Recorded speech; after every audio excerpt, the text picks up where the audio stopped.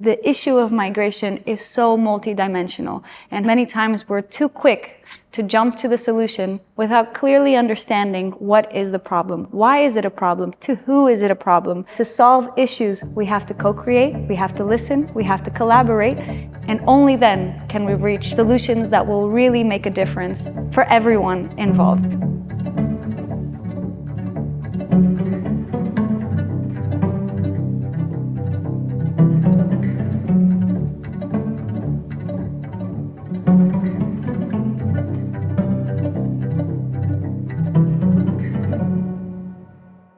So I come to know about the Lisbon Project as a couple of years ago when I was working on another course. I did some research and read about Lisbon Project and reached out and then went to one of the Family Friday, and that kind of added to my interest. One of our board members at the Lisbon Project, Paula Oliveira, is friends with Anne Lore, the professor of this course, and so she connected us, and through that connection, through that relationship, we realized that we could really partner here to do something where not only it's an educational experience, but then there's real results and a real impact at the end of the day. It started as like a pilot and then turned into like curiosity, and now it's like really more of a relationship with like multiple other people being added and coming in and out, which I think is the beauty and richness of collaboration. Design thinking is a method or an approach to problem solving that is very deeply contextualized. So it assumes that you cannot come up with solutions if you don't understand what is the problem as experienced by people. Good ideas are good as long as they're meaningful to the people who are facing an issue or a problem. And so you need to get their input all along the process, and you need to be ready to iterate. The course itself is very much a representation and embodiment of iteration. This was very important because it brought the problem directly to inside the room. And for students to really connect with someone that is going through the challenge that they are embracing was very important. This course in particular is exploring one particular way of doing design thinking, which is participatory or co-creation, by engaging migrant, that we call consultants, who come and are part of the course and work with the students to co-create solutions. I came in Portugal in November 2023. My husband came in a year earlier, and my children and myself joined him on family reunification. I am a single mother of two beautiful daughters, and I've been living in Portugal from like 2 years now. I've been here since 2022. I have come with my family. I came on family reunification with my kids, and my husband came on work visa. I'm from Bangladesh, and I'm here almost, it's more than 3 years. I came here because of my husband have profession, and here. As a consultant, my main responsibility is to walk the journey with them as a person on the move. We listen, and if we can get a suggestion or can give them any information, we are trying to give that information, because without information, any kind of research is not possible. So we are here to tell them our stories and then make them understand how things works for us, which is very different from what they have seen or heard.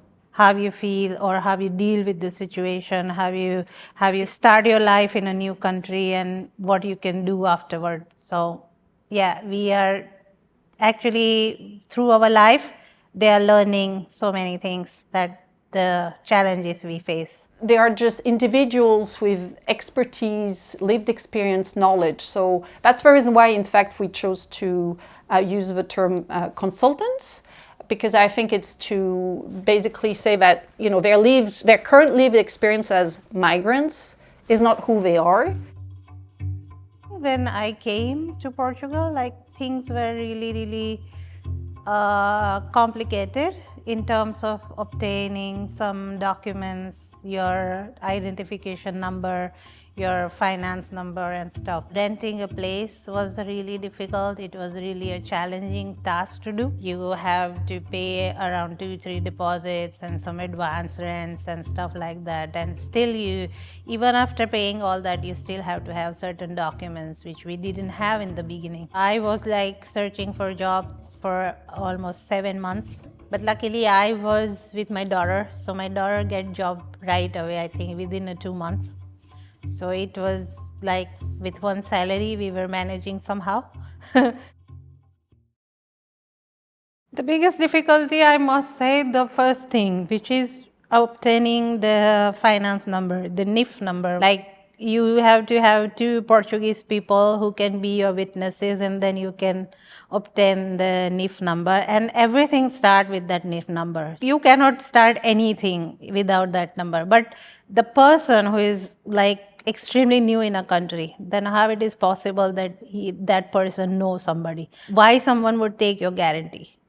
Like where you find a people who can take your guarantee when you are new in the country. So that, I think that is the most difficult part, and that is most unusual part for me, that from where you find people who know you and who can sign for you when you are very new in a country. You just like come into the country 1 week before and you search for a people who actually know you. So that was the difficult part actually.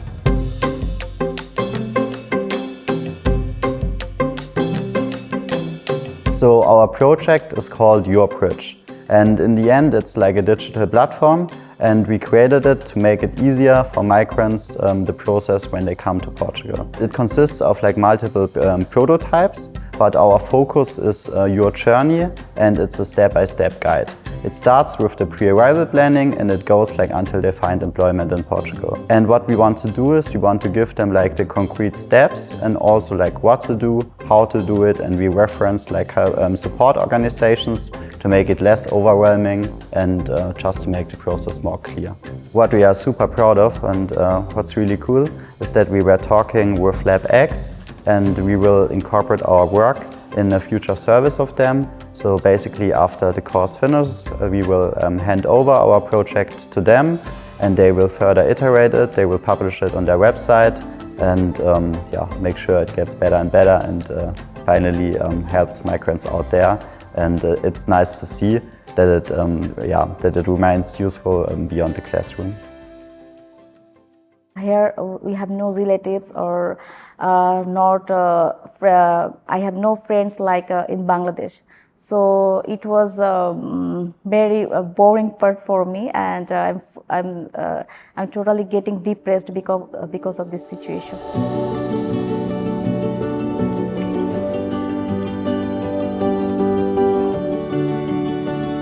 We did a lot of research on what makes people feel at home, and we learned that a big thing is food, because culture is shown so much through food. So our project is women migrant made lunchbox subscription service, where we have migrant chefs prepare a lunchbox that people can sign up for to receive a subscription of a meal. And the goal of it is that we're trying to share the feeling of what feels at home and connect people through food in that way. We launched our first pilot where our first chef, Priya, made a lunchbox meal from India. And we gave out 5 free lunch boxes to people, and the interactions that we had to the people when we delivered them was so amazing, because they were like, oh my gosh, I love this food and I'm super excited about your initiative. And we feel that for our migrant chefs, the feeling of empowerment and the ability to share their culture is also something super impactful. And also maybe the people that receive the meals can also have this feeling of home through food. Maybe it's maybe it has a nostalgic feeling for them. It was very difficult for me. It wasn't something I'd planned for.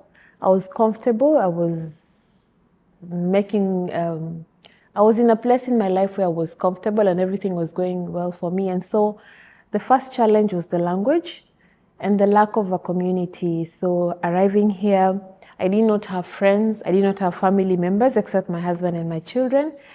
And I also had never experienced winter. So all this combined were just put me in a place where I felt like I was in a box. I didn't know where to reach out and who to reach out to and how to reach out to where I needed. I think here language is a difficult part here. I'm trying to learn and trying to say and trying to connect with people, because if we come a new country, then we have to know the rules. What we have to do. We have so I'm trying to actually learn and adapt in my own. We tried to find solutions to overcome these language barriers, and we came up with a concept that actually goes around language, since we wanted to create connection between people through creating art together. So we did a workshop with different families and went to the botanical garden in Lisbon with them and created some games, for example a nature bingo, which the kids really enjoyed and did together with the parents, and also gave them the chance to create art together under certain themes like friendship. And yeah, witnessed a very great experience for our participants, gathered really positive feedback and felt like we could create a space, a low barrier intervention for people to actually foster dialogue and create real-life connections apart from language. Getting job is difficult, so I've been trying to get a job in Portuguese market. I have experience back in India, but it is not relevant in Portuguese market, so I have that bridge I have to cover up and get a job here. Yeah, the job opportunities are quite limited and language is a requirement as well. And so for me as an immigrant, I still feel even in places where or job opportunities where transferable skills apply, there's no much flexibility when it comes to hiring. And it gets to a point where you now have to tailor-make your CV to Portuguese language, but now the challenge is when you go for the interview, it's in Portuguese. And then from there, that's the end of the job.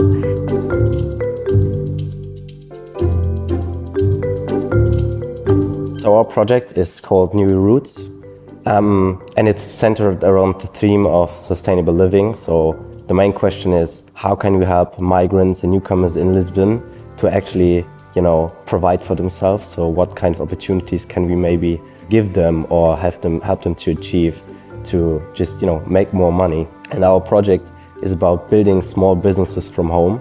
So essentially it's a workshop format where we, together with the Lisbon Project, invented a workshop to actually not only bring migrants and maybe business founders together and educate migrants in a business sense in that way, but also just to help them connect. So it's not only about technical knowledge, but also about social connection and really giving them that hope of, there is something possible, even if you might have a lot of adversity that is, in front of you. You're not really hearing back from employers or something. It's hard to get employment. But maybe you have an idea, maybe you have a skill, something you could turn into money. Maybe it's just selling something you cook from your home or something in that regard. So it's really about sparking hope and, giving them possibilities of different ways to make money and to feel, just they can achieve something to have impact.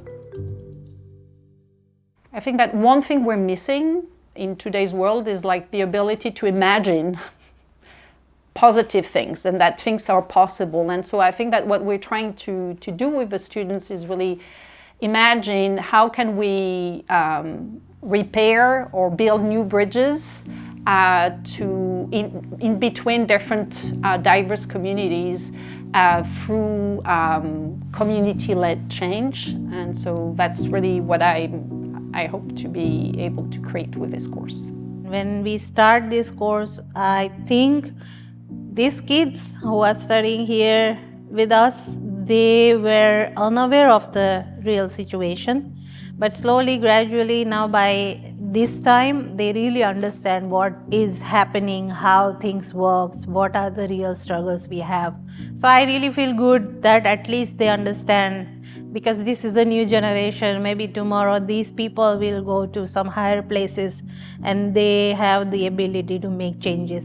You know, at the end of the day, you know, it could be about a program, a product, a service, but what I'm really trying to get at is students to start asking questions and having conversations. There are so many things that we thought we knew, but apparently we don't, because it's more complex than what we thought. That's number one.